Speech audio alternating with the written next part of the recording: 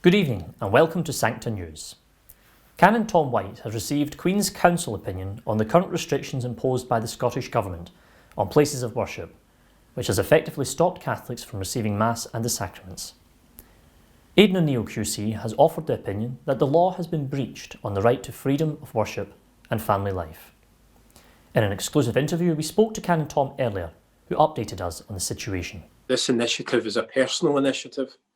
We need to be respectful of the collective but very much private interactions that the bishops are having with the government, and there's constant communication for the bishops to try and achieve the church to be open. However, as private citizens, we do have recourse to the law when we feel personally impacted.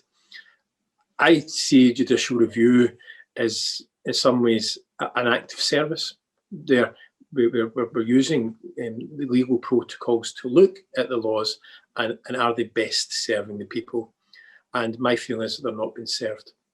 As I live in a parish in the city centre, which has been greatly impacted by COVID. I'm not a COVID denier, but what I am seeing is that I live literally in the shadow of the Forge Retail Park, and it's going like a fair. And the government has declared that, as if we're some lesser form of retail, that our houses of worship should be closed, and Catholics denied the right of sacraments. I actually have the most capacious church in Scotland, 1,200, 1,600 ordinarily, but some cities, but we can hold 1,200 people, 120 people within 2 meters apart. We've sanitisation in process in accordance with the bishop's protocols. We've got electric doors, but none of that seems to matter. That the government has decided that we need to close.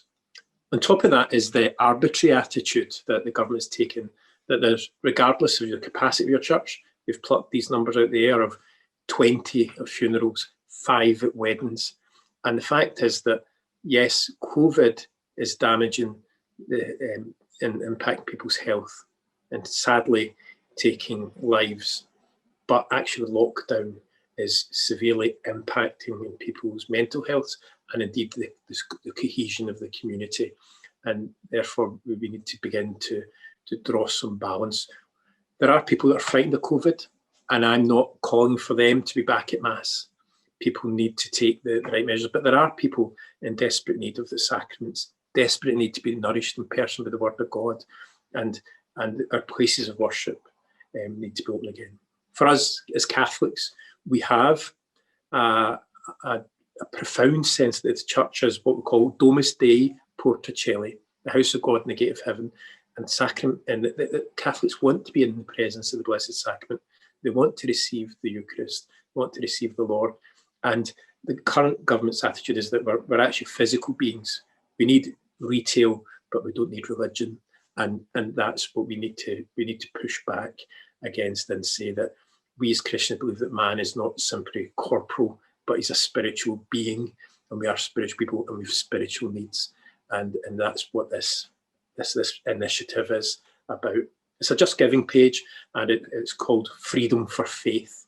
And that's where I'm trying to fund this through.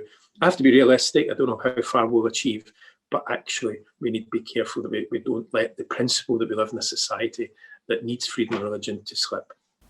In other news, for the first time, an alliance of Catholic and evangelical church leaders are urging the Scottish Government to drop part of its proposed Hate Crime and Public Order Scotland Bill to allow time for detailed consideration of crucial provisions.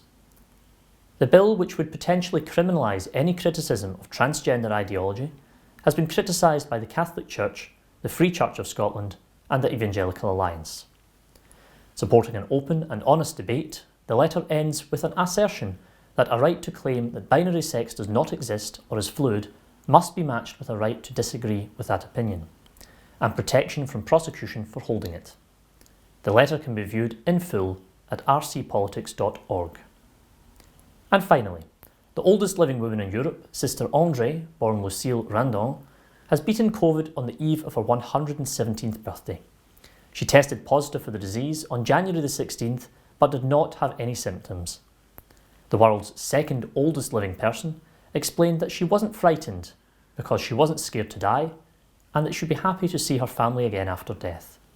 From us here at Sancta Familia, ad multos años. Thank you for joining us on Sancta News. Good evening.